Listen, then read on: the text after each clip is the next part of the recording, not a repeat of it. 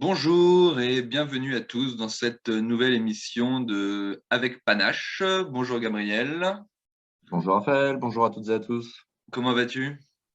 Très bien et toi? Bah écoute, ça va, merci. Et puis merci à toutes et à tous de nous suivre à chaque fois un petit peu plus nombreux, donc dans cette jeune émission qui en est déjà à son quatrième numéro. Nous allons aujourd'hui parler, il y a une actualité brûlante, donc nous allons parler évidemment de l'élection présidentielle, mais sous un prisme un petit peu, non pas partisan ni dans la politique politicienne à suivre les courbes des candidats, mais sur le fondement même de l'élection présidentielle, c'est-à-dire le rôle du président. C'est pour ça qu'on a souhaité, Gabriel et moi, poser une question assez simple en apparence, mais qui, je l'espère, sera sujette à de nombreux développements. Qu'attendre d'un président? Alors, qu'attendre d'un président? Pour moi, je trouve que c'est toi, Gabriel, qui avait suggéré cet intitulé quand on avait réfléchi au sujet de l'émission. Et je trouve que c'est quelque chose d'assez riche dans la mesure où cette question en contient plusieurs autres assez évidentes. Il y a d'abord l'aspect cours de CJS, donc sur quels sont le rôle du président au sein des institutions françaises et au sein de la constitution de la Ve République. Et puis, il y a toutes les questions un petit peu corollaires qu'on a en modifiant très, très légèrement la formulation de cette question, c'est-à-dire que doit-on attendre d'un président? Que peut-on attendre d'un président et que devrait-on attendre d'un président? Donc toutes ces questions auxquelles nous allons essayer de répondre au fil de la discussion, pour moi, me semblent toutes très très intéressantes et totalement raccord avec l'actualité politique en France, où, je le rappelle, dans 15 jours seulement maintenant, nous sommes appelés aux urnes pour désigner à Macron un successeur qui sera peut-être Macron lui-même si l'on en croit les sondages, mais qui peut-être, sait-on jamais, Philippe Poutou, Nicolas Dupont-Aignan, Anne Hidalgo, Marine Le Pen, Éric Zemmour, Jean-Luc Mélenchon, Valérie Pécresse ou Nathalie Arthaud. Enfin, je crois que je n'ai oublié personne. Yannick Jadot aussi ou Fabien Roussel. Enfin bref, qu'attendre d'un président au cours des 5 prochaines années, au cours des 10 prochaines années, au sein des institutions de la Ve République ou au sein des institutions d'une nouvelle République? Donc voilà, donc je vais tout de suite te passer la parole, Gabriel, pour que tu rebondisses un petit peu là-dessus et peut-être que tu nous expliques ce qui, pour toi, a pu motiver le choix d'un tel sujet. Merci beaucoup Raphaël pour cette efficace et claire introduction. Pourquoi est-ce que je t'avais proposé qu'attendre d'un président, au-delà de l'actualité de l'élection présidentielle, et en rapport à toutes nos précédentes émissions, c'est parce que je pense que c'est la dernière question démocratique pertinente que nous pouvons nous poser aujourd'hui. On rentrera plus tard sur la nature, le rôle et la portée de la fonction présidentielle. Là, mon propos se veut d'actualité politique, au sens où l'élection présidentielle est la dernière qui mobilise réellement les Français. C'est là où on a les taux d'abstention les plus élevés. Elle est également les taux de participation les plus élevés. C'est au cours des présidentielles que se font, au regard de l'historique des élections, les débats les plus importants. Et enfin, tout le monde consent à dire, que ce soit les journalistes ou d'ailleurs les citoyens eux-mêmes, que c'est dans la présidentielle que doivent se trancher les questions les plus difficiles que la nation se pose. Voilà. Donc je pense que pour une simple raison d'évolution historique sur laquelle on reviendra, c'est la dernière vraie question démocratique avec à la fois toutes ses forces et toutes ses limites. Pour lancer le débat, je te propose quand même de réfléchir à ceci. Tout le monde connaît à peu près le rôle du président dans la Ve République. C'est la clé de voûte des institutions. C'est le garant de l'unité nationale et de l'unité politique du pays Et de et, l'intégrité du territoire. et de l'intégrité du territoire. Bon, c'est véritablement le garant de l'indépendance et de la souveraineté nationale, à tous les sens du terme. Et en même temps, on est dans cette vieille tradition française de monarque républicain où on veut à la fois qu'il soit élu, mais qu'il ait comme une sorte de pouvoir surnaturel, symboliquement, comme le roi guérissait des écrouelles après son sacre à Reims. D'une certaine manière, le roi recevait l'onction divine, le président reçoit l'onction populaire. Voilà, pour le dire la chose comme ça, c'est-à-dire qu'il est vraiment dans cette position assez étrange, quasi mystique. Et d'ailleurs, Macron lui-même, je crois, avait dit que depuis la décapitation de Louis XVI, il y avait un fantôme, une place manquante dans l'histoire française, et d'où le fait qu'il assumait d'être jupitérien. C'est-à-dire qu'il y avait véritablement cette mystique du roi républicain, et Macron prétendait remplir parfaitement ce rôle par sa manière d'être, par son style de gouvernement, etc. Moi, je pense que la question se pose d'autant plus que, d'une part, c'est la dernière élection réellement politique et réellement populaire, et d'autre part, parce que, et là je prendrais à rebrousse-poil toute une tradition de pensée critique de la personnalisation et de la concentration du pouvoir, parce que finalement, ce n'est pas si illégitime que ça d'attendre d'une présidentielle et d'un président, donc, euh, d'être le dépositaire de l'intérêt national. Alors, pour rebondir sur ce que tu as dit, alors je suis globalement d'accord et sur cette fonction qu'a, au-delà même du président, l'élection présidentielle, c'est-à-dire que c'est là où se tranchent les grands débats politiques, enfin, à la fois théoriquement et à la fois empiriquement. Théoriquement, parce que bon, c'est l'élection en termes de catharsis, où là, on a vraiment des personnalités et des projets qui s'affrontent, et où, grosso modo, le peuple fait son choix. Donc ça, vraiment, il y a cette légitimité absolue qui émane des urnes et qui permettent de donner un élan à un projet, à un candidat, et donc, du coup, à un président élu. Et c'est également empirique, parce que ça, c'est quelque chose dont on a pas mal parlé dans les précédentes émissions, et c'est un peu un de mes dadas, où l'on sait que, comment dire, eh bien, à partir du moment où l'idée qui avait présidé à la conception de la Ve République, c'est-à-dire que le président serait au-dessus des partis et agirait principalement en garant des institutions, en garant de l'intégrité territoriale et en position de surplomb, cet esprit des institutions a été un peu bafoué par la pratique des institutions, avec des présidents qui beaucoup plus désormais arrivent porteurs, on l'a dit, d'un projet, d'un programme très détaillé qui empiète sur ce que sont théoriquement le domaine, les chasses gardées et le domaine réservé du président, on se retrouve vraiment avec une présidentielle et un président qui, désormais, se comporte essentiellement en chef de majorité, voire en chef de parti, carrément. Et donc, forcément, dans ce cadre, l'élection présidentielle acte le choix par les Français d'un projet sur les 5 années qui suivent. Là-dessus, je pense qu'on est tout à fait d'accord. Et donc, c'est ce débat que les Français doivent trancher. J'ajoute en plus, je vais faire une petite incise là-dessus, que parmi les peuples occidentaux, les Français sont à peu près les seuls à avoir ce système-là. Même l'élection du président américain aux États-Unis ne peut pas tellement se comparer, étant donné que les États-Unis sont un régime fédéral et où le président américain a finalement moins de pouvoir sur le sol américain que le président français n'en a sur le sol français.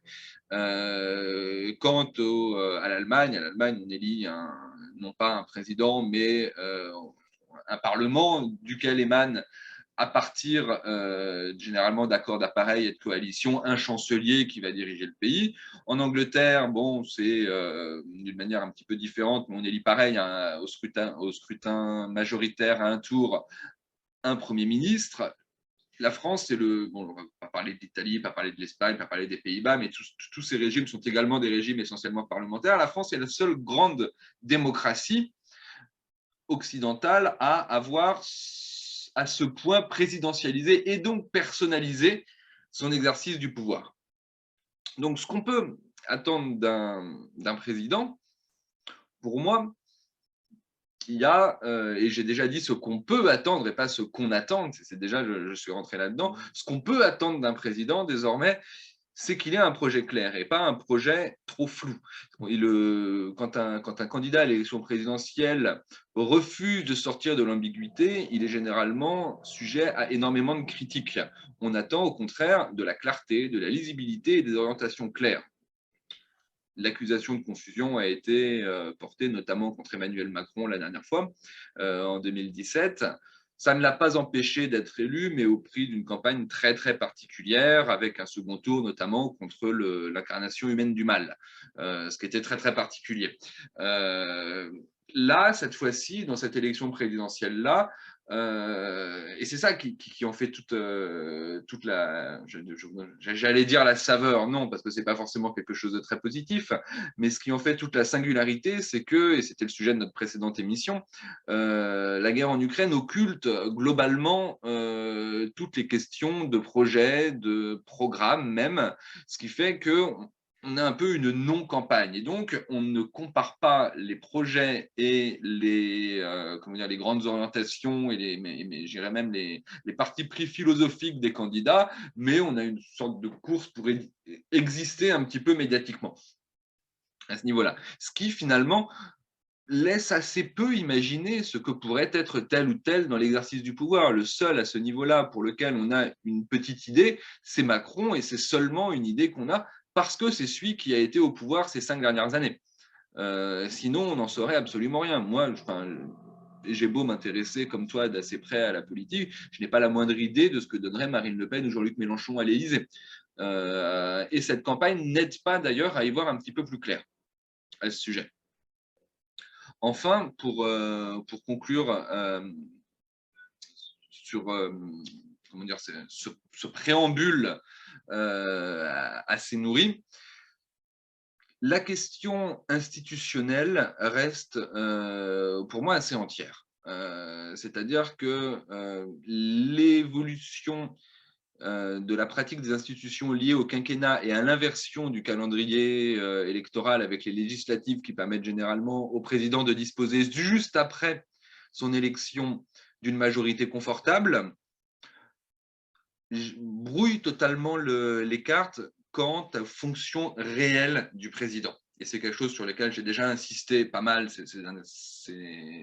lors des 2 précédentes émissions, et sur lequel je voudrais vraiment revenir là-dessus. C'est-à-dire qu'on a un président qui, en fait, désormais devient un super Premier ministre. Et ça pose la question réellement de l'incarnation.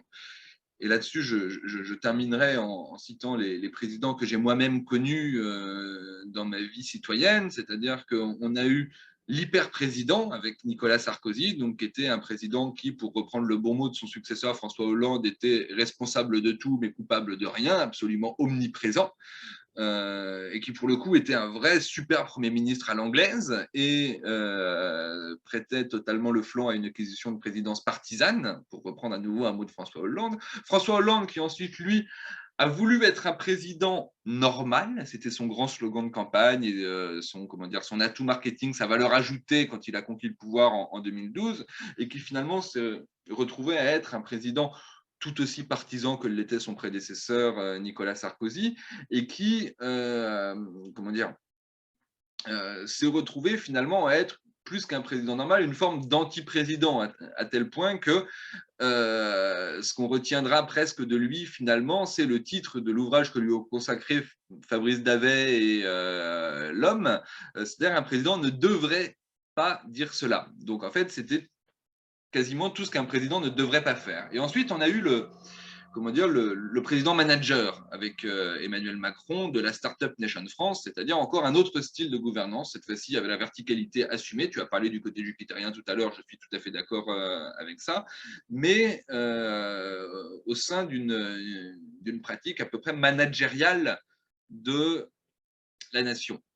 Donc, tout ceci, ce sont finalement des profils assez similaires, des profils totalement dissemblables qu'on a pu avoir, avec donc une pratique des institutions très très différente selon les présidents, mais qui nous amène à un paradoxe, c'est-à-dire que ces pratiques ont eu beau être très très différentes, les politiques suivies, elles, à peu de choses près, ont été très semblables. Donc finalement, que doit-on attendre d'un président? Que peut-on attendre d'un président? À part la poursuite des affaires courantes, empiriquement, on ne sait pas tellement. Les divergences sont uniquement de style, en fait. Sur cette belle conclusion, non. À la semaine prochaine pour une nouvelle émission. Allez hop, au revoir. Moi, je vais réparer ma voiture. Non, le dernier point résume tout ce que tu as dit, je pense. C'est-à-dire qu'il y a eu beaucoup de variations stylistiques et pourtant les politiques ont été les mêmes. Bon. Revenons sur un point important, puisque tu ne l'as pas mentionné, moi non plus, et je pense que c'est bien important pour contextualiser la situation actuelle. Depuis le passage du septennat au quinquennat et de l'inversion de l'élection présidentielle et de l'élection législative, on est arrivé quasiment mécaniquement à un président super Premier ministre. Et c'est d'ailleurs pour ça que les législatives arrivant très rapidement derrière et jouant de l'effet du souffle majoritaire qui se dégage de son élection, le candidat de la présidentielle actuelle a tout intérêt à se comporter comme hyper Premier ministre, parce que comme ça, il déballe toutes ces mesures sous la forme d'une liste à l'après-vert quasiment indigeste, et ensuite, il pourra dire à tout le monde, oui, mais les gens ont voté pour, donc c'est légitime, et hop, je réforme les retraites, etc. etc. Je ferai juste une toute petite incise. Je situerai le début de cette pratique, non pas avec l'arrivée du quinquennat, mais avec l'élection de François Mitterrand en 81, qui, dans la foulée de son élection, dissout l'Assemblée nationale pour pouvoir appliquer son programme. Alors qu'auparavant, il ne me semble pas que les présidents élus avaient dissous l'Assemblée nationale à ce moment-là. Ce qui montre déjà l'ambiguïté du rapport de François Mitterrand avec les institutions. Oui, mais ça, c'est discutable dans le sens, enfin, le fait que tu situes le début de l'hyperprésidentialisation là, c'est discutable parce que De Gaulle, qu'on ne pouvait pas accuser d'hyperprésidentialisation, avait lui-même voulu ce droit de dissolution et que il peut sembler normal que il y a un décalage entre élection présidentielle et élection législative, quand tu es élu président, tu fasses valoir ton droit pour que la vision que tu as défendue soit servie par un programme politique législatif. Ce n'est pas du tout irrationnel. Donc, j'aurais plutôt tendance à dire d'ailleurs que l'élection de Mitterrand marque le début d'une volonté de réforme du système politique sans changer la Constitution, qui n'a jamais dit son nom et qui n'a jamais été débattue démocratiquement. En gros, l'évolution portée par des institutions, c'est-à-dire au sein de la cinquième, en introduisant de la décentralisation, de l'état de droit, du contre-pouvoir, société civile, etc., qui a amené à la situation actuelle, c'est-à-dire un hyper-président d'un côté, une hyper-opinion de l'autre et une hyper-impuissance au milieu, date de 1981. Ça, on est bien d'accord, il y a beaucoup de choses qui pourraient revenir. Mais ce n'est pas tant l'acte de dissolution de 80, c'est plutôt le mouvement politique, la séquence politique qui s'ouvre à partir de 81. On pourra revenir, même si c'est vraiment un très vaste sujet, mais qui, je pense, est vraiment la matrice de ce qu'on vit actuellement. Bon. En revanche, je reviens à ce que je disais. Donc, on est dans une hyper-présidentialisation, plus une évolution médiatique que tout le monde peut constater, c'est-à-dire une accélération et un présentisme, une dictature de l'événement. Et il n'y a même plus de courant d'événements ou de courant de conscience, c'est vraiment du ponctuel et du clignotant. Ce qui fait que même le candidat ayant la meilleure volonté du monde semblerait prisonnier du paramétrage de l'époque. Voilà. Je pense qu'il est très difficile aujourd'hui, même avec la meilleure volonté du monde, d'échapper à cela. Parce que tu as beau dire je veux être un président surplombant, arbitre, etc. Tu es rattrapé par les chaînes d'infos en continu et la popularité peut s'effondrer parce que je pense que les Français eux-mêmes sont devenus un petit peu drogués à cette hyper-présence médiatique. Voilà. Je reviens donc, voilà le contexte qu'il fallait redonner, je pense, à notre public. Je reviens à notre question. Plutôt que peut-on attendre d'un président? Finalement, ça, soit on en reste à la lettre des institutions, soit on projette ce que chacun désire en fonction de ses partis pris philosophico-politiques. On pourrait déjà attendre, pour que le contrat entre les citoyens et entre l'État et les citoyens soit clair, on pourrait déjà attendre d'avoir un président. Voilà. Or, aujourd'hui, nous n'avons plus de président.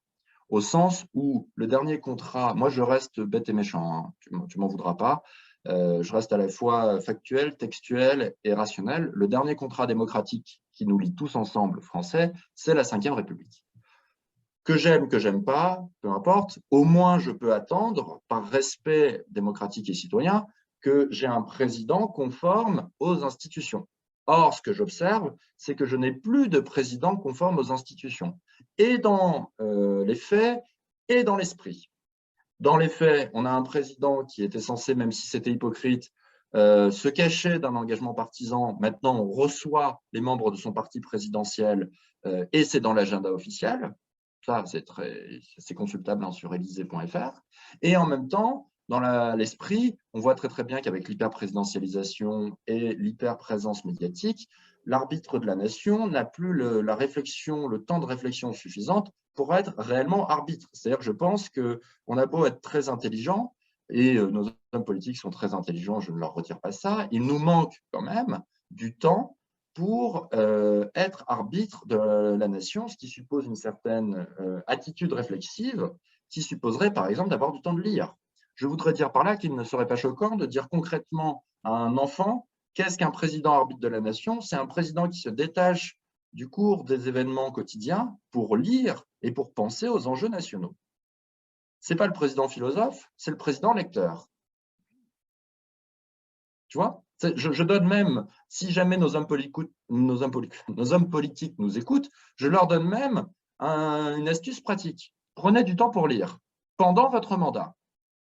Tout le monde vous condamnera pour ne rien faire, pour être fainéant, alors qu'au contraire, je pense que vous ferez ce qu'il y a de mieux. Mais plutôt que d'avaler des rapports et de les recracher comme un Premier ministre, on compare Matignon à un enfer, puisque toutes les informations et tous les problèmes remontent à Matignon, il serait peut-être bien qu'on laisse l'enfer à Matignon et qu'on s'offre le purgatoire à l'Élysée, c'est-à-dire le moment de la réflexion sur ses bienfaits ou sur ses méfaits.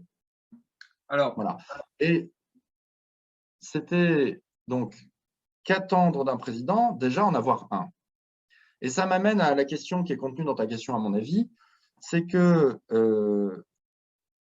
derrière cette question, il y a deux choses. Il y a d'une part le constat de l'impuissance de la fonction présidentielle, qui est extrêmement gênant, puisque l'impuissance présidentielle, c'est l'impuissance en acte de la volonté populaire, d'une part. Et d'autre part, je pense que la gesticulation de l'hyperprésidence et de l'hyperprésence médiatique, qui est témoin qui est symptomatique de cette impuissance, pose un deuxième problème. À supposer même qu'on ait un président qui reprenne cette attitude réflexive et qui reprenne par exemple le temps de lire, ça peut paraître bête, mais en fait c'est fondamental quand on y pense par rapport à l'incarnation et à la pratique du pouvoir, la lecture comme pratique du pouvoir.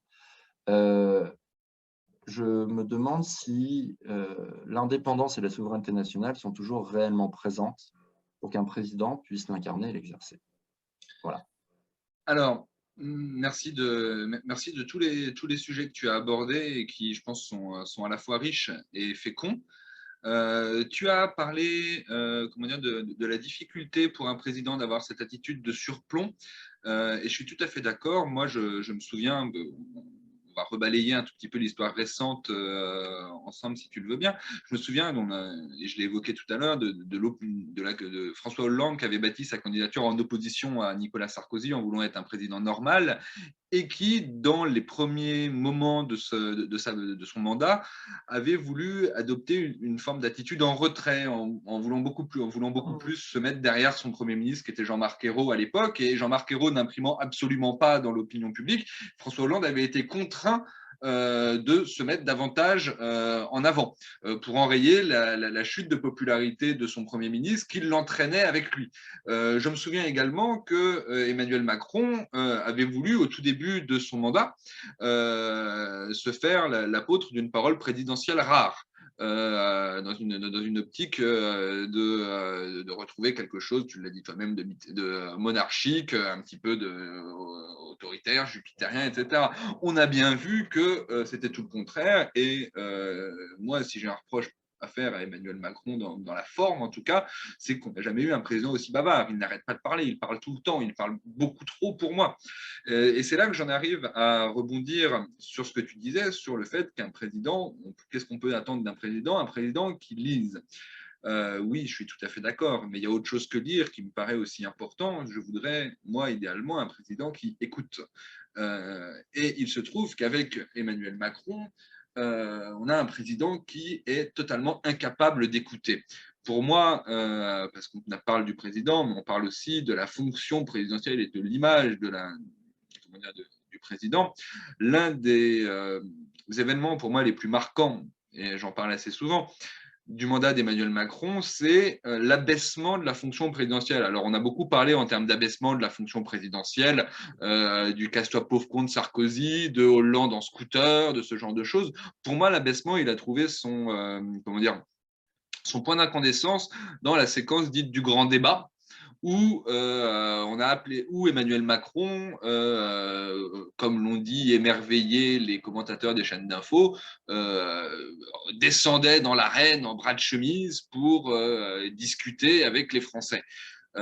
Or, tout le monde a pu remarquer, tous les gens qui ont suivi ce grand débat à la télévision, les multiples étapes de ce grand débat à la télévision, que Emmanuel Macron ne débattait pas. Emmanuel Macron n'écoutait pas ce qu'on lui disait. Emmanuel Macron faisait semblant d'écouter et, au bout d'un moment, prenait la parole et, peu importe ce que les gens avaient dit, faisait le service après-vente de son gouvernement.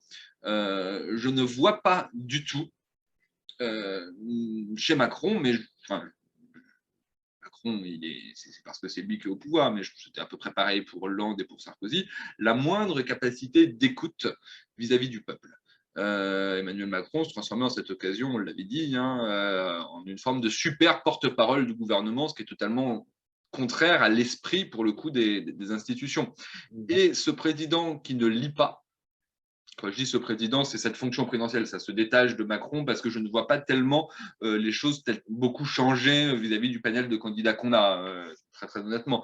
Mais ce président qui ne lit pas, ce président qui n'écoute pas, pour moi, est condamné à être, comment dire, une coquille vide finalement quelque part, c'est-à-dire l'agent de l'application bête et méchante, des mesures qui ont été décidées en amont, on ne sait même pas vraiment par qui, parce que, comment dire, oui, il y a un projet présidentiel, mais les projets présidentiels sont rarement respectés et sont souvent fluctuants au fil de l'eau. On l'a vu avec les événements récents, les gilets jaunes, la crise Covid, là actuellement la crise russo-ukrainienne qui va avoir des conséquences très importantes en termes de ressources pour la France. Il y a une gestion des affaires courantes qui se fait, bien ou mal, là n'est pas la question, et qui empêche comment dire, tout élan, toute inspiration qui excéderait la stricte gestion des affaires courantes selon un déroulé programmatique plus ou moins respecté. Donc, il y a vraiment un problème au niveau de ce que fait réellement le président. Et là-dessus, ce président qui ne lit pas, qui n'écoute pas, qui se contente d'appliquer des mesures, deviendrait presque une sorte, comment dire, une sorte de robot là-dessus, ce qui pour moi est totalement contraire, là encore, à cette idée d'incarnation de la nation et du peuple français. On est vraiment dans une opposition entre un pouvoir un pouvoir, entre un exécutif, voilà, pour reprendre le terme plus correct, un exécutif qui exécute en fait d'une manière de plus en plus déconnectée des réalités du pays, et de l'autre côté, les Français, dans leur vie quotidienne, dans leurs habitudes de vie, dans les difficultés qu'ils vont traverser, qui finalement vont se retrouver jamais autant éloignés des décisions qui seront prises au sommet de l'État. Et c'est là que j'en arrive à ce que tu disais en fin de ton intervention. La question de la véritable indépendance du pouvoir se pose parce que, on le sait, beaucoup l'ont dénoncé à l'époque de ces scrutins, mais la France se retrouve aujourd'hui membre de l'Union européenne et donc liée par un certain nombre de traités. Alors, il est vrai que le président, et c'est une fonction institutionnelle qu'on n'a pas mentionnée au début quand on en a parlé, est le garant du respect des traités signés par la France, mais il se trouve que ces traités, du moins certains des traités signés les plus récemment, je pense à Maastricht, je pense à Lisbonne, réduisent la souveraineté de la France. Donc on est vraiment dans une opposition totale entre la garantie d'une part de l'indépendance de la France et d'autre part le devoir de faire respecter des traités qui limitent cette indépendance. D'où le fait que dans certains cercles souverainistes, on en vienne à surnommer le président de la République, quel qu'il soit, je ne pense pas à Macron en disant cela, mais c'était valable pour Hollande, pour Sarkozy avant lui, le gouverneur de la province France pour le compte de Bruxelles. Ce qui, pour moi, est, comment dire, assez révélateur finalement du faible poids réel du président dans les politiques qui sont menées. On a une proportion très très importante, en effet, des lois françaises, donc qui ne relèvent pas de l'exécutif, mais qui relèvent du législatif pour le moment, mais on a vu que la confusion était brouillée depuis que le président s'était transformé en chef de majorité.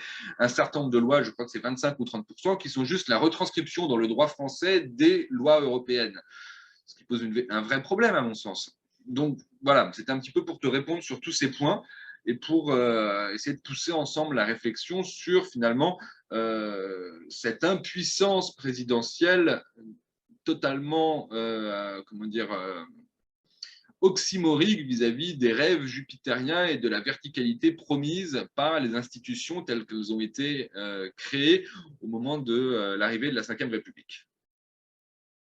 But Raphaël, what did you expect? Bon, quand c'est Nicole Kidman qui le dit, forcément, ça marche mieux. Mais Hélas. Hélas, 3 fois hélas.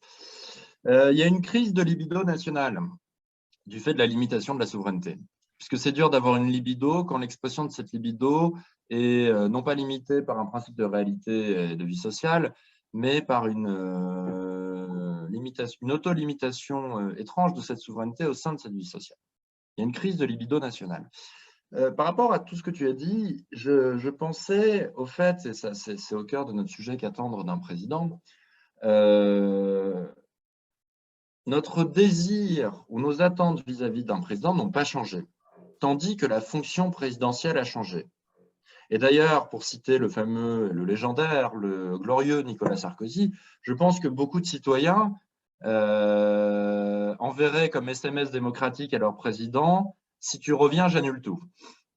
Voilà, sous-entendu, le désir de président est toujours là. En revanche, le président désiré, quelle que soit son orientation politique, n'est plus là. Et d'où cette crise de libido nationale, littéralement. Il y a une crise de désir national, d'où la cathartique impossible, et d'où d'ailleurs, je pense, bon nombre de blocages démocratiques, puisque je pense que tu partages mon scepticisme là-dessus, quand on ne cesse de nous dire que le blocage démocratique vient de l'encombrement institutionnel, d'un mécano, ceci ou cela, j'y vois toujours une sorte de bonne excuse. C'est-à-dire, sur le papier, formellement, pourquoi pas, mais en réalité, le vrai blocage démocratique, il est dans la conscience de chacun. C'est-à-dire que ça bloque dans les consciences, puisque honnêtement, si on avait un président conforme à l'esprit des institutions et une incarnation qui nous renvoie à nous-mêmes par l'effet miroir de la représentation, de la représentation qui est le pouvoir, la décentralisation, les 100 000 échelons ou la crise des corps intermédiaires, pardonne-moi cette vulgarité, mais on n'en aurait absolument rien à taper. Hein. Voilà. On se marrerait le mercredi avec le canard enchaîné, et derrière, on se dirait, mais il faut bien nourrir un président de région pour qu'il y ait quelque chose à raconter dans le canard la semaine d'après. Bon, je vais revenir sur mon président de région, parce que finalement, peut-être qu'on n'est plus un président, mais des sous-présidents, ce qui est assez agaçant par ailleurs. Cette crise de libido nationale, alors que notre désir n'a pas changé, mais que la figure du président a changé, que l'incarnation a changé, peut nous interroger quand même. C'est-à-dire que, est-ce qu'il est légitime d'attendre ce que nous continuons d'attendre et de désirer d'un président? Il me semble que oui. Autrement dit, il y a un conflit profond entre la légitimité de notre désir et l'illégitimité de l'objet qu'on nous propose à désirer, déjà. Et pour le dire tout bêtement, c'est normal que ça gueule. Voilà, c'est tout à fait normal que ça gueule parce que le désir est légitime et le plat qu'on nous sert est mauvais. Bon. Or, au-delà de, on a mentionné l'indépendance et la souveraineté, et c'est lié, ce que je vais te dire, il y a ça, on attend d'un président qui soit à la fois, c'est ça le paradoxe de la fonction présidentielle, paradoxe fondateur, je pense, qui soit à la fois le garant de l'unité nationale et en même temps celui qui tranche. Voilà. Donc il faut qu'à la fois c'est le paradoxe et la dialectique de la politique, on unifie tout en divisant. Voilà, c'est littéralement une dialectique, c'est une division unificatrice. Or, ce que j'attends d'un président, et je pense que ce jeu a une valeur universalisable, c'est qu'il choisisse, c'est qu'il tranche. Or, avec l'en même temps macronien, on a eu l'explicitation et le fait d'assumer complètement l'impossibilité de trancher. Finalement, Macron a fait ce tour de passe-passe et ce côté publicitaire assez malin au départ, mais qui lui est revenu comme un boomerang dans la gueule. C'est qu'il nous a dit, bon, moi, contrairement aux autres, j'arrête les fausses pudeurs et je dis ce qu'il en est. C'est-à-dire, je suis super manager, je suis super Premier ministre. Et il y avait la fraîcheur de Macron, c'était en fait enfin quelqu'un qui dit les choses telles que tout le monde les voit. La gauche et la droite n'ont plus aucune différence, etc., etc. Sauf que assumer les faiblesses ne les transforme pas en force. Assumer les insuffisances ne les transforme pas en force. Mais tu vois, je pense que c'est vraiment ça le macronisme, c'est le fait d'avoir tout simplement. Hollande, il était encore un peu emmerdé. Souviens-toi, êtes-vous social-démocrate, êtes-vous social-libéral, êtes-vous social. Macron est arrivé en disant j'en ai plus rien à foutre de ces étiquettes. Je suis ce que la politique est depuis 30 ans et je vous emmerde. Ça a été vu comme une surprise quasi révolutionnaire au début. Et en fait, on s'est rapidement rendu compte qu'il nous avait bien craché à la figure en nous disant je suis, pour être un peu critique et un peu caustique, je suis de manière assumée l'échec depuis 30 ans. Voilà. Bon, bah, ça demeure un échec. Et ça demeure même un échec au carré, parce que ce qui est censé être la solution, c'est-à-dire le vote et l'exercice du pouvoir, devient le fait d'assumer l'échec et l'impuissance.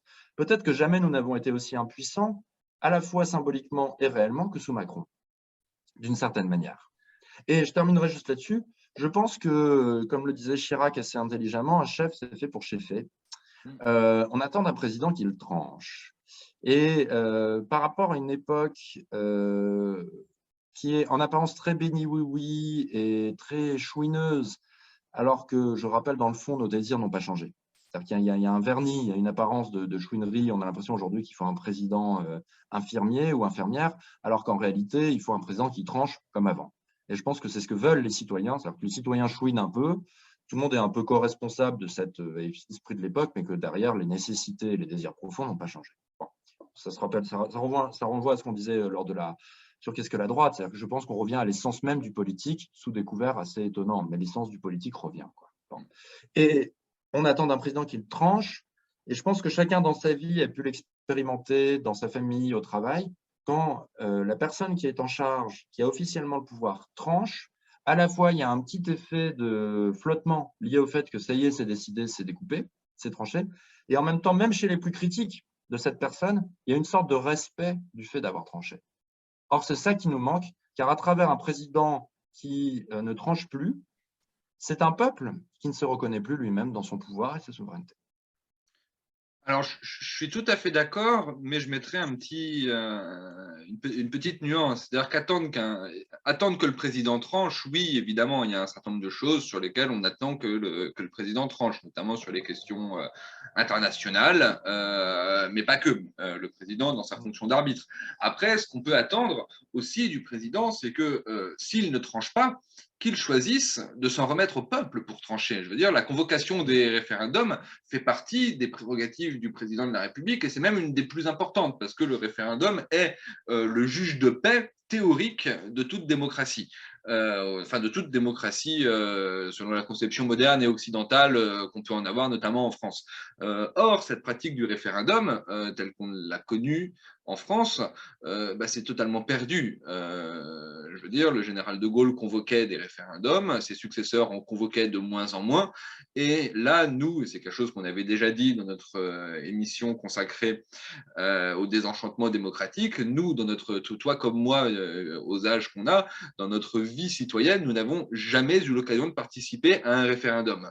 Or, il me semble que pour certaines questions, il est tout à fait légitime et il est même souhaitable que le président s'en remette au peuple pour trancher via un référendum. On peut aussi se dire que dans d'autres circonstances, et c'est quelque chose qui pourrait avoir toute sa place, le président, lorsqu'il sent que la politique menée ne reçoit plus l'assentiment du peuple, peut dissoudre l'Assemblée nationale. Or, période habituelle d'élections législatives. Je pense notamment, c'est quelque chose qui avait été avancé au moment de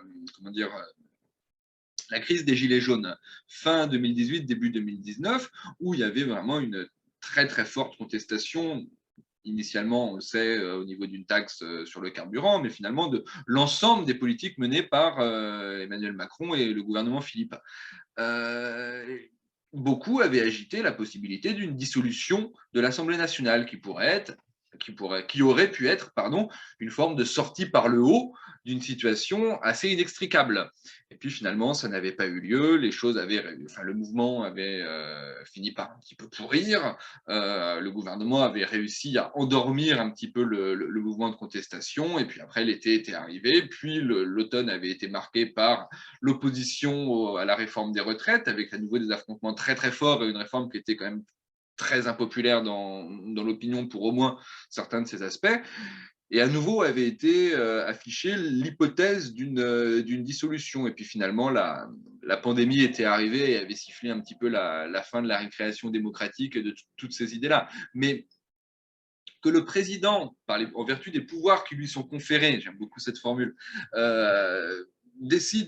choisissent de revenir devant les Français, que ce soit personnellement par un référendum ou que ce soit par Assemblée nationale interposée par une dissolution, me paraît une forme de règlement des conflits démocratiques et une manière, comment dire, non pas de se défausser de l'arbitrage sur le dos des Français, mais une manière de s'assurer de la légitimité des politiques qu'il promeut. Et donc de revivifier quelque part la vie démocratique du pays. Parce qu'au fond, c'est aussi ça, le président, c'est un garant des institutions. Et donc, les institutions étant théoriquement et globalement, empiriquement également, des institutions démocratiques, le président est le garant de la démocratie en France, ou du moins du bon fonctionnement démocratique tel que prévu par les institutions. Donc ça, pour moi, c'est quelque chose vraiment assez essentiel vis-à-vis de ce qu'on attend d'un président. Et je le répète, ça n'existe absolument plus maintenant. Des référendums, à l'âge que j'ai voté à 3 élections présidentielles, ça fera 4 dans 15 jours. Je n'ai voté à aucun référendum. Le dernier référendum en France va avoir dans 2 mois 17 ans. Ce qui est quand même assez considérable, malgré tout. Je n'ai jamais eu l'occasion Joyeux d'assister. anniversaire. Merci. Je n'ai jamais eu l'occasion d'assister à une dissolution de l'Assemblée nationale. Et pourtant, des gouvernements archi-minoritaires, on en a connu. J'ai parlé des difficultés de Macron pendant les Gilets jaunes. Je pense également pendant le mandat de François Hollande, quand il a perdu sa propre majorité avec les députés PS fondeurs. À partir de ce moment-là, le président ne disposait plus des moyens de mener la politique qu'il pouvait sans trop de difficultés, ce qui a obligé le recours à plusieurs reprises à l'article 49.3 qui permet au Parlement d'adopter une mesure sans avoir de majorité. On pourrait même dire que d'un strict point de vue stratégique, si au moment où il y avait eu les frondeurs au PS, donc je crois que c'était début 2015, si je ne dis pas bêtise, donc à peu près à 2 ans de la présidentielle, si à ce moment-là le président Hollande avait décidé de dissoudre l'Assemblée nationale, il se serait très vraisemblablement retrouvé en cohabitation. Et il y a fort à parier que ça lui aurait profité en termes sondagiers et qu'il aurait pu être réélu à ce moment-là, ou au moins qu'il aurait été en position de candidater à sa propre succession, ce qui n'a pas été le cas. Donc même en termes de politique politicienne, ce sont des choses qui permettent au président, comment dire, de conserver son pouvoir et de s'assurer de la légitimité de ce pouvoir. Pourquoi ? Parce que cette hausse sondagière, elle n'est pas, enfin cette hausse sondagière, comment dire, fictive, vu que là je suis dans un domaine de la politique fiction, bah, elle conforte les Français dans l'idée qu'ils se font d'un président, c'est-à-dire dans l'idée de quelqu'un qui leur garantit le droit à leur expression démocratique. Et donc, ça participe à un certain assainissement du débat public, je pense. Oui, le président n'est pas faible ou lâche en convoquant le référendum face à une question qu'il a peut-être lui-même du mal à trancher. Ça revient à ce que je te disais tout à l'heure sur le président lecteur et le président penseur. Parce qu'un président qui convoque un référendum, au-delà de, bon, on a tous compris ton amour pour François Hollande, si seulement il avait dissous, si seulement. Non, au-delà de ça, on peut espérer qu'un président, puisqu'il y a des intérêts politiques, il ne faut pas être naïf, un président calcule politiquement en permanence, mais un président qui dissout, alors qu'il n'est pas certain de gagner sa dissolution ou qui convoque un référendum engageant sa crédibilité politique sur des sujets difficiles, est un président en réalité très courageux. Et c'est un président, du fait des enjeux et de la gravité de la décision, qui aura nécessairement mûri sa décision, ou alors, s'il est balayé parce qu'on a compris que c'était à la légère, il aura mérité d'être balayé aux élections d'après. Donc, c'est absolument pas un problème. C'est une expérience de vérité, d'ailleurs, la convocation d'un référendum. Non pas tant dans son résultat que dans le fait de le convoquer. Ça révèle une pensée politique et une pratique de la politique, les deux étant indissociables, selon moi. Bon. Or, je reviens à ce que je te disais lors de ma précédente intervention. Nous avons des présidents qui ne gouvernent plus, enfin qui ne président plus, mais qui gouvernent, ce qui n'est pas leur rôle, on est bien d'accord. Je vais prendre un exemple pour tout le monde, tous ceux qui nous regardent. Prenons un moment de crise ultime où il avait été célébré pour son action, la fameuse crise financière de 2008 pour Sarkozy, qui s'était démené, il est vrai, il avait eu un rôle moteur dans beaucoup de mobilisation internationale. Macron a tenté, je pense que Macron était très inspiré par le Sarkozy de 2008 sur l'Ukraine. Il a pas mal fait, Macron, c'est pas ça. Il a tenté aller voir Poutine jusqu'à la dernière minute. C'est pas une mauvaise chose en soi pour éviter la guerre, mais ça n'a pas eu le même impact. Cependant, on aurait tout à fait pu imaginer une même mobilisation positive et reconnue de la France par l'intermédiaire de son Premier ministre. C'était pas à Sarkozy d'appeler Boris Johnson et George Bush ou le président de la Fed, de la Banque centrale américaine, toutes les 3 heures. Ça peut être tout à fait le Premier ministre qui fait ça et le président qui ensuite décide de la grande orientation, par exemple, nationalisation ou non, et la réforme bancaire et la protection vis-à-vis des fluctuations du marché international, ça relèvera d'un discours à la nation du président. Tu vois ce que je veux dire? Mais c'est intéressant de prendre un cas concret et pour penser aussi. Une gestion de crise. Aujourd'hui, on te dira, oui, mais c'est la crise permanente. Alors déjà, on arrête, puisque ça, c'est un argument, comment dirais-je, fallacieux. Ça, c'est un argument pour braquer les consciences et juste faire appel aux passions. Donc non, ce n'est pas la crise permanente, c'est faux. Voilà. Déjà, il faut se détendre, c'est complètement faux. Ce n'est pas parce qu'il y a 150 000 fax ou mails qui arrivent à la minute que c'est la crise. C'est la panique dans l'administration, c'est la panique dans les sondages, ce n'est pas forcément la vraie crise. Quand on prend des vraies crises, on peut distinguer l'écume des jours de la véritable crise. Premier point. Deuxième point, on pourrait, à l'occasion d'un exemple concret d'une vraie crise, se dire oui, mais là, le président, il faut qu'il aille au front, et donc toutes tes subtilités, Raphaël, ça marche par temps calme, mais pas par temps de tempête. C'est très discutable. C'est très discutable une telle affirmation, puisque, a fortiori, nous avons besoin, en période de tempête, d'une personne qui garde son calme et son unité affective et intellectuelle. Ça reste un être humain, le président, ou la présidente d'ailleurs, mais on a besoin que symboliquement, il y ait une fixité. Cette fixité, c'est la fixité nationale, etc., à travers le président. Et ce qui m'amène, je te rappelle, à la Renaissance, il y avait ce style, ces ouvrages que j'aimais beaucoup, les miroirs des vertus. On avait Marguerite de Navarre, les portraits du prince, et c'est quelque chose qui se perd un petit peu parce que tout étant interprété sous un angle de rapport de force sociopolitique, cela semblerait une sorte d'idéalisme bourgeois un peu niais. On aurait l'impression de lire les petites bibliothèques roses, alors qu'en réalité, c'était très intelligent. La doctrine des vertus, c'était pas si bête que ça, parce que n'oublions jamais que c'est à la fois des systèmes, des structures et en même temps des hommes.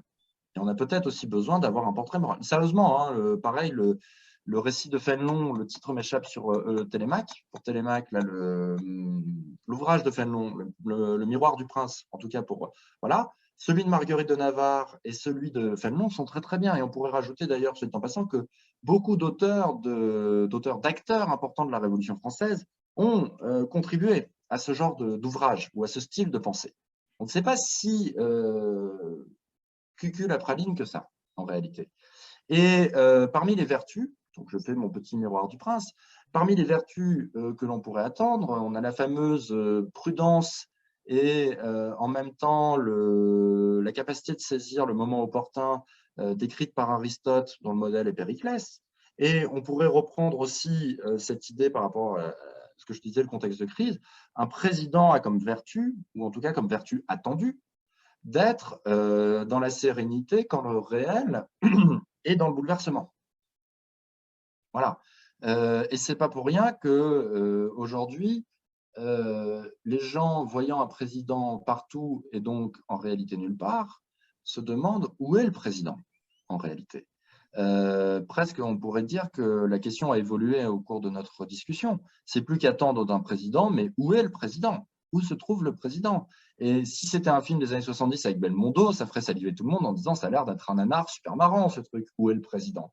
Mais malheureusement, c'est une réalité politique. Voilà.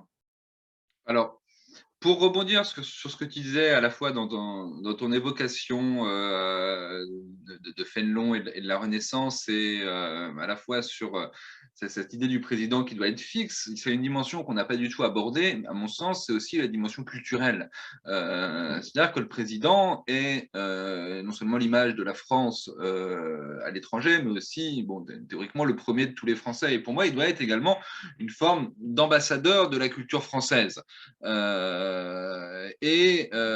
Là-dessus, force est de constater que c'est quelque chose qui a été totalement battu en brèche. On se souvient des petites piques adressées par Sarkozy à la princesse de Clèves en son temps. On se souvient de Macron, qui n'était pas encore président, mais qui était candidat à la présidentielle, qui déclarait que la culture française n'existait pas, puis qui ensuite, une fois devenu président, prononce des discours en anglais ou tweet en anglais, Make our planet great again, parle de Startup Nation, il y a des discours absolument bourrés d'anglicisme.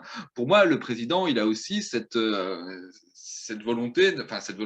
vocation, pardon, d'être une forme d'ambassadeur de la France dans le monde. C'est le premier ambassadeur. Et d'ailleurs, c'est doublement un ambassadeur, enfin, d'un strict point de vue technique, c'est également le président qui nomme les ambassadeurs. Donc ce président, il doit avoir vraiment, comment dire, il est l'image de la France dans le monde.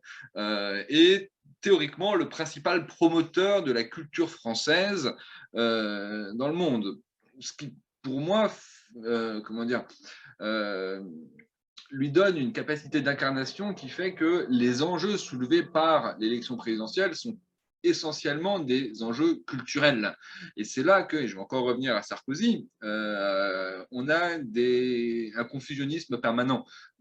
Quand Sarkozy parle de créer un ministère de l'identité nationale, par exemple, bon, c'était comment dire, une annonce faite en pleine campagne à des fins électoralistes, tout ce qu'on veut. Mais bon, Sarkozy a créé un ministère de l'identité nationale. Soit, donc analysons un peu le fait. Ce ministère de l'identité nationale, de façon très curieuse par rapport à son intitulé, était un ministère rattaché au ministère de l'Intérieur. Alors que s'il y a une identité nationale, pour moi, il s'agit évidemment de le rattacher au ministère de la Culture. Et on peut dire que les prérogatives du président sont le domaine réservé. Historiquement, c'est les affaires étrangères et la défense. D'ailleurs, les deux ministres où, en cas de cohabitation, le président est le plus vindicatif quant aux nominations. On se souvient de Chirac qui avait insisté pour que ce soit Hubert Védrine qui soit le ministre des Affaires étrangères au moment de la cohabitation avec Jospin. D'ailleurs, c'était ce que Jospin avait prévu aussi, donc ils se sont assez vite entendus là-dessus. Mais Chirac, il tenait beaucoup. On pourrait dire que le ministère de la Culture, pour le coup, devrait en tout cas théoriquement être vraiment une émanation directe de l'empreinte du président sur le peuple français et de son mandat. Or, j'ai vraiment l'impression, et ça je pense que c'est une impression qui est partagée par à peu près tout le monde, que l'aspect culturel et la culture au sens général est quelque chose de totalement abandonné par les différents présidents qu'on a eus ces dernières années. On se souvient par exemple de ministre de la Culture. Je pense à Frédéric Mitterrand qui, quand il avait été nommé par Sarkozy ministre de la Culture, avait dit « je serai le ministre des artistes ». Mais non, la culture, c'est pas les artistes. La culture, c'est tout ce qui fait la France. La culture, elle n'est pas interchangeable. La culture française, quoi qu'on en dise, et même si Macron avait dit quand il était candidat que la culture française n'existait pas, la culture française n'est pas la culture italienne et n'est pas la culture anglaise, belge, enfin belge ça se discute, mais espagnole. Voilà, c'est vraiment les spécificités de ce qui fait de la France une nation singulière et qui est un champ totalement abandonné par les différents présidents. Il me vient encore un autre exemple, c'est quand, comment dire, au moment de la nomination d'un gouvernement Valls, je ne sais plus si c'était Valls 1 ou Valls 2, quand Fleur Pellerin était arrivée à la culture, qu'elle avait succédé, je crois, à Philippe Etty, donc je crois que c'était Valls 2, sur le perron de l'Élysée pour la traditionnelle photo du nouveau gouvernement, Hollande et Valls qui discutent avec Fleur Pellerin et qui lui disent ah, toi, de toute façon, il faut que tu ailles au théâtre, que tu ailles au concert, que tu te fasses voir.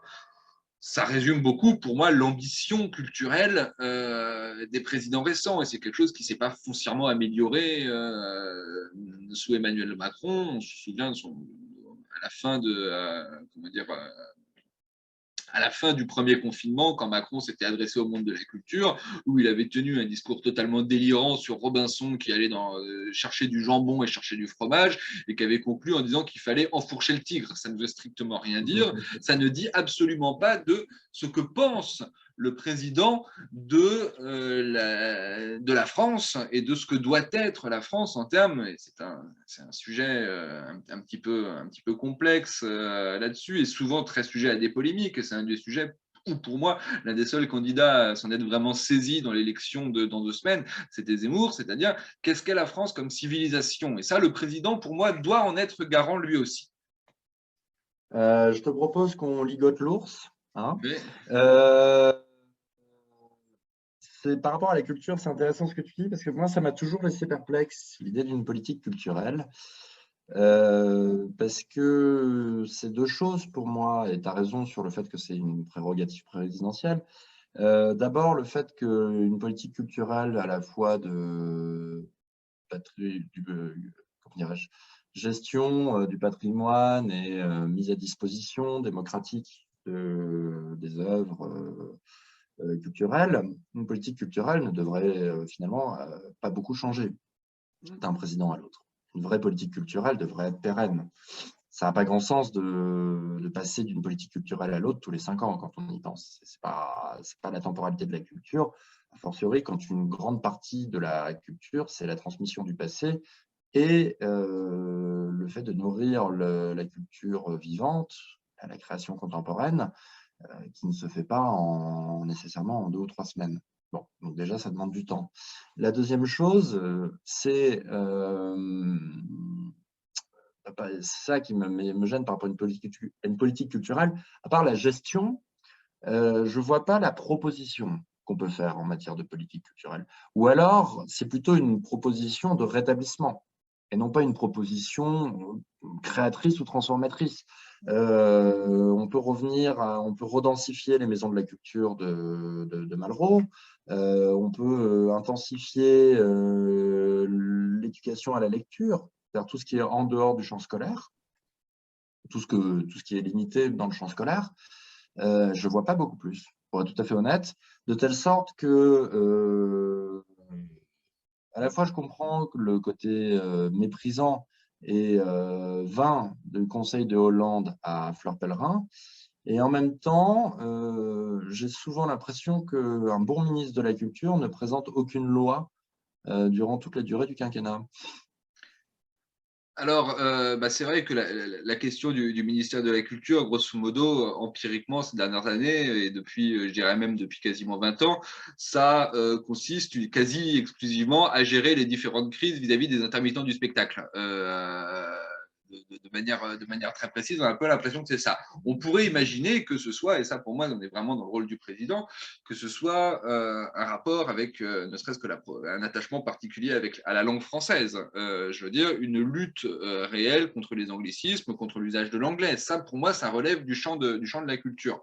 Tu vois bien le caractère fondamentalement conservateur d'un ministère de la Culture, par essence. Enfin, je veux dire, Ah, c'est-à-dire que plus tu ne vas pas encore, avoir la création de quoi que plus ce encore que soit. conservateur, ça c'est quelque chose, c'est quelqu'un que j'aime bien, qu'on avait parlé dans ses conférences un peu didactiques, c'est Franck Lepage qui avait rappelé qu'au moment où le général de Gaulle crée pour offrir un strapontin à André Malraux le ministère de la Culture, dans toute l'histoire, il n'y avait eu que 3 régimes qui avaient disposé d'un ministère de la Culture, c'était l'URSS de Staline, l'Allemagne d'Hitler et l'Italie de Mussolini. Et on crée un ministère de la Culture principalement parce qu'il fallait donner quelque chose à Malraux qui était totalement enflammé. Voilà, mais bon, pourquoi pas, surtout dans un monde où, comment dire, dans un monde, dans une France soumise de plus en plus, et ça n'est pas là pour, et ça ne s'est pas arrêté depuis ces années-là, au soft power culturel américain. C'est-à-dire What que did you expect? voilà, exactement. On se retrouve vraiment dans une France, et c'est quelque chose qui est trouvable dans beaucoup de travaux. Je pense notamment à ceux de Jérôme Fourquet à travers ses derniers livres très très remarqués. Une France qui s'est considérablement américanisée.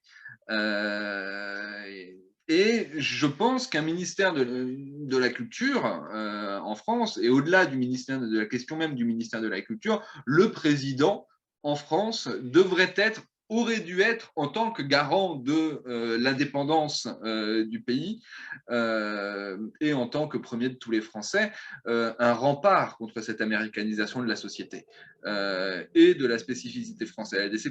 Et c'est là, pardon, que je trouve que le rôle du président, ce qu'on peut attendre du président, doit être aussi d'incarner une résistance contre toute forme d'impérialisme culturel. Alors oui, mais dans les faits, c'est pas si simple à faire parce que tu ne Évidemment, peux pas, en respectant la évidemment. liberté de penser des uns et des autres, tu ne peux pas non plus leur interdire ou leur obliger à lire ou à regarder ou à écouter ceci ou cela. C'est assez compliqué. Il y a des mesures à prendre, mais bon, il faut y voir quand même faut être conscient des limites dans le cadre des libertés de ce genre d'ambition. Par rapport à ce qu'on disait sur qu'attendre d'un président, le président, c'est le tiers fondateur. Je sais que tu aimes beaucoup Pierre Legendre et je conseille la lecture d'ailleurs à ceux qui nous écoutent ou qui nous regardent. La lecture parfois ardue, mais toujours Oui, enrichissante. Legendre, on peut citer aussi pour le coup René Girard. C'est une idée simple et en même temps fondamentale.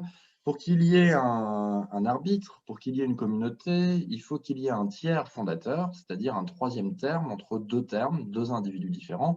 Ce tiers fondateur, c'est l'État, c'est la loi, c'est le professeur et par extension, c'est le président.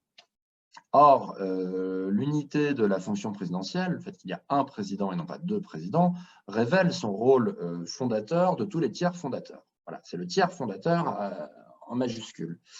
Et rajoute Legendre, ce qui est très juste, c'est que le tiers fondateur doit avoir une obscurité à la fois nécessaire et en même temps cultivée.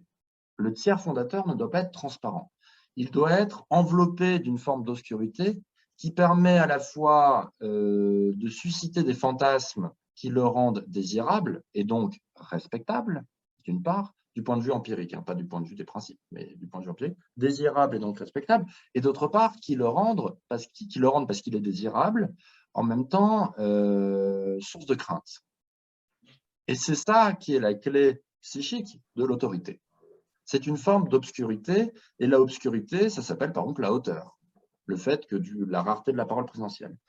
Or, ce que moi, qu'attendre d'un président, et tu me pardonneras cette coquetterie intellectuelle, mais elle est pour le coup assez vraie, me semble-t-il, j'attends d'un président qu'il retrouve cette capacité de clair-obscur nécessaire au rétablissement de l'autorité de la présidence et à travers l'autorité de la présidence, de l'autorité de la politique, donc des Français sur eux-mêmes. Voilà. Or, j'observe avec la transparence d'un côté, l'hypermédiatisation de l'autre, la transformation en hyper-premier ministre, gestionnaire, etc., que nos présidents ne cherchent pas à rétablir cette obscurité difficile aujourd'hui, avec les moyens techniques et médiatiques, mais font tout pour l'abolir. Je ne suis pas certain que nous désirions et nous respections et nous craignions plus empiriquement et psychiquement la présidence si elle est d'autant plus transparente. C'est même le contraire. D'ailleurs, je pense à une petite référence parce qu'on s'approche de la fin, je pense à une petite référence sympathique. J'invite tous ceux qui ne l'ont pas fait à lire les San Antonio, parce que le président, comme une sorte de figure mythologique, est présent dans les San Antonio dans des circonstances rocambolesques et extrêmement drôles. Mais ce qui est intéressant, c'est que même si le président est en train d'être en plein ébat sexuel dans San Antonio, il garde sous une forme humoristique, mais en même temps très bien traduite par Frédéric Dard, cette hauteur. C'est-à-dire que le président est capable d'exprimer son plaisir sans le montrer sur son visage. Ce qui fascine le commissaire San Antonio dans tous les livres où à chaque fois, il doit en référer au président. Et c'est vrai qu'il y avait une mythologie du « j'en référerai au président ». Cette phrase était porteuse d'énormément de mystères, d'obscurité, bref, de fantasmes. Donc, pour le dire simplement, qu'attendre d'un président qu'il soit recapable de nous faire fantasmer sur sa fonction? Oui, bah, je suis tout à fait d'accord avec ce que tu viens de dire, et puisque l'heure de conclure approche, comme tu l'as signifié.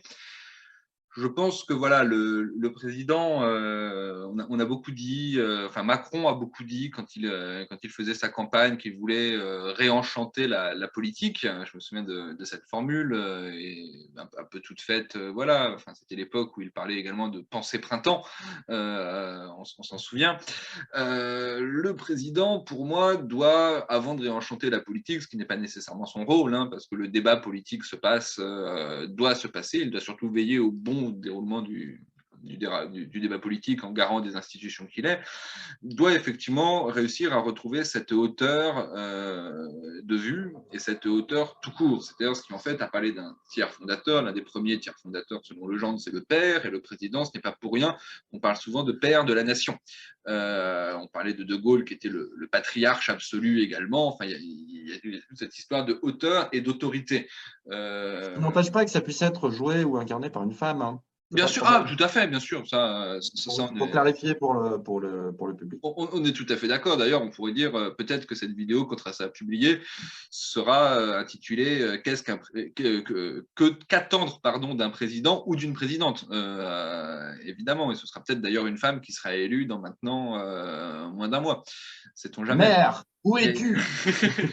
Mais cette hauteur et cette autorité, elle est totalement battue en brèche. Enfin, il y a une phrase, pour citer un grand penseur politique récent, François Fillon, qui imagine un seul instant le général de Gaulle mis en examen. Et cette phrase, bon, évidemment, on peut la sortir très régulièrement avec tout. Qui imagine un seul instant le général de Gaulle, j'en parlais tout à l'heure, faisant un discours en anglais? Qui imagine un seul instant le général de Gaulle posé en bras de chemise avec un groupe de musique électro à moitié à poil? Qui imagine un seul instant le général de Gaulle aller chez sa maîtresse en scooter? Qui imagine un seul instant le général de Gaulle se faire traiter d'enculé à la sortie du commissariat du Puy-en-Velay? Qui imagine un seul instant, etc. On peut y aller, et sur tous les présidents, récents. Le général de Gaulle, quand les Français avaient quelque chose à lui, quand des Français, pardon, avaient quelque chose à lui reprocher, eh ben on lui tirait dessus. C'était quelque chose quand même qui marquait une autre. Paradoxalement, c'était un crime de lèse-majesté absolue, mais c'était malgré tout autre chose que de se faire traiter d'enculé, comme ça a pu arriver à Emmanuel Macron. Non, on ne traitait pas le général de Gaulle d'enculé. Quand on avait un différend avec lui, ses opposants les plus radicaux lui tiraient dessus. Macron, personne n'a essayé de lui tirer dessus. On lui a lancé de la farine dessus, on lui a lancé des œufs, il s'est même pris une gifle par un médiéviste, enfin un médiéviste, je dis ça en plaisantant, par un amateur des reconstitutions historiques rôlistes, etc. On n'aurait pas giflé le général de Gaulle, c'est évident. Donc c'est ce retour à l'autorité qui me semble également important dans le cadre d'une verticalité, pas nécessairement en termes d'omnipotence comme on l'a voulu vis-à-vis avec Sarkozy, mais une forme D'autorité réelle. de respect et de restauration de la fonction présidentielle dans sa hauteur, qui pour moi sera malheureusement très très difficile à retrouver, pour tout un tas de raisons qu'on a, je pense, assez bien balayées au cours de l'émission. C'est-à-dire que désormais, il y a une attente médiatique très importante d'une présence du président. Il y a un président qui, sur tous les présidents récents depuis un petit moment, s'est totalement plongé la tête la première dans le jeu partisan. Il y a désormais des institutions qui, avec le quinquennat, font que le président, quoi qu'il arrive, est en première ligne et dispose d'une majorité, et c'est sa majorité. Donc, il se retrouve en première ligne sur à peu près le moins moindre pet de travers de son gouvernement, ce qui ne devrait pas être le cas. Il y a un poids des évolutions européennes également qui font que sa marge de manœuvre, même que ce soit du président ou du gouvernement en France, est totalement réduite. Et il y a en plus, et ça je pense c'est quelque chose dont on n'a pas tellement parlé, même si on a un peu évoqué l'aspect culturel, des candidats à la présidentielle qui n'ont pour la plupart même plus la culture présidentielle à ce niveau-là, qui n'envisagent même plus cette position-là. Donc il y a une habitude chez le personnel politique qui s'est totalement perdue. Bon, en fait, c'est pour passer du pensée printemps au pensée western. Qu'on se tire dessus, ça a plus de gueule. Non. Pensée péplum plutôt, pensée péplum. C'est qui ça, Péplum? Dans quelle Péplum, classe? c'est un frère d'Orlando Plum. Ah oui! Bon, Exactement. le fils de Templum. C'est ça, voilà. D'accord. Oui. Pour Manger des conclure, plums, comme disait un ancien président. manger des plums. Pour conclure, je pense que qu'attendre d'un président, effectivement, c'est attendre la question qu'il y a derrière, c'est la difficile question de l'autorité. Et tu parlais de l'omnipotence, qui est souvent une omni-impuissance. En réalité, l'autorité, elle est mesurée parce qu'elle est. Sous-entendu, il n'y a pas d'autorité qui soit sans limite. Et l'autorité, c'est ce qui est capable de fixer les limites et ce qui est donc, par l'exemple, capable de s'auto-limiter. Donc, on pourrait attendre, pour faire un lien avec ce que j'ai dit à propos de Legendre, on pourrait attendre d'un président qui rétablisse l'obscurité ou le clair-obscur nécessaire à sa position fantasmatique de tiers fondateur d'une part, et d'autre part, qu'il puisse, du même coup ou en conséquence, agir avec mesure. Et la première chose pour agir avec mesure, c'est de ne pas intervenir de manière intempestive. C'est que lorsqu'on parle, il y a une gravité par la puissance ou le contenu intellectuel de ce que l'on dit. Et enfin, cela serait agir avec une certaine mesure politique et morale à mes yeux, c'est-à-dire convoquer le peuple lorsque la situation ou le sujet l'exige. Car c'est une forme de mesure que de ne pas croire que soi-même ou ses affidés et, pour citer Rousseau, ses factieux, ceux de sa faction, suffiront pour régler un problème qui est en fait un problème d'intérêt national. Voilà. Oui, je Sur pense ce, que j'ai fait ma conclusion. je pense que tu as assez bien résumé comment dire ce qu'il faudrait attendre d'un président. Malheureusement, là-dessus, c'est quelque chose sur lequel je suis assez sans illusion quant à ce qui nous attend à peu près quel que soit le verdict des urnes dans moins d'un mois maintenant. Enfin, dans 15 jours pour le premier tour et dans un mois pour le second. Sur ce, je Et pense que je oui. tiens juste à dire, malgré tout, et c'est ce que j'avais dit au tout début pour boucler la boucle, la figure présidentielle demeure légitime dans sa position telle qu'elle a été posée dans la Ve République. Je ne suis absolument pas certain que le parlementarisme rétabli ou d'autres formes soient suffisantes pour régler les problèmes. Et c'est vrai qu'on pourra en Pour régler les reparler, problèmes et pour en plus purger les passions, parce qu'il y a vraiment purger les passions, bien voilà, sûr. une Il y a vocation quand même cathartique de la présidentielle. Oui, il y a quand même je veux dire par là que tout le monde nous cite les autres pays pour nous culpabiliser. La plupart des pays qu'on nous cite sont soit des régimes fédéraux, soit des régimes qui ont leur propre figure unificatrice. L'Angleterre, c'est la reine. L'Espagne, c'est le monarque. C'est le roi à l'heure actuelle. Et lui, bon, là, c'est monarchie et fédérale en même temps. Mais la France est quand même un pays où l'unité politique est au fondement de la nation. Donc, nous sommes un pays qui a des exigences très hautes en matière d'unité politique. Et le parlementarisme en France n'a, comment dirais-je, véritablement marché que lorsque la société était elle-même unie autour d'un concept commun d'autorité, héritage chrétien laïcisé de la figure divine et de la verticale ecclésiale. Voilà. Bon. Donc, dès lors que la société a changé et que les exigences d'unité demeurent les mêmes, je pense que la fonction présidentielle demeure nécessaire. Voilà. Sur ce, Je pense à peu près pareil et je pense que nous n'en sommes pas sortis et que c'est une question qui va être amenée à se poser de plus en plus, cette question présidentielle. Et malheureusement, je doute qu'elle soit tranchée par le haut.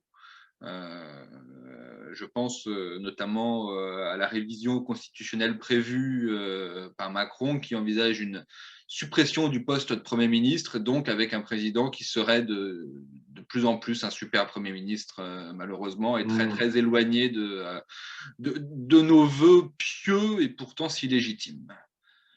Écoute, en tout cas, je vois notre écran et nous sommes bien dans ce clair-obscur du tiers fondateur. Exactement, Voilà. la nuit s'est couchée par chez toi. Eh oui. Sur ce, eh ben, merci beaucoup Gabriel pour cet échange toujours aussi fructueux et enrichissant qu'à l'accoutumée. Merci également à l'ensemble de tous ceux et toutes celles qui nous regardent. N'oubliez pas, évidemment, si ce n'est pas déjà fait, de vous abonner à notre chaîne. Nous faisons des vidéos de manière très récurrente. Elles sont toutes plus passionnantes les unes que les autres. Et enfin, mettez évidemment un petit pouce en l'air si vous avez apprécié cet échange. Sur ce, je vais te souhaiter une très bonne fin de journée, Gabriel. De même, merci à tous. Et ben, merci beaucoup à tout le monde. Au revoir et à bientôt. Au revoir.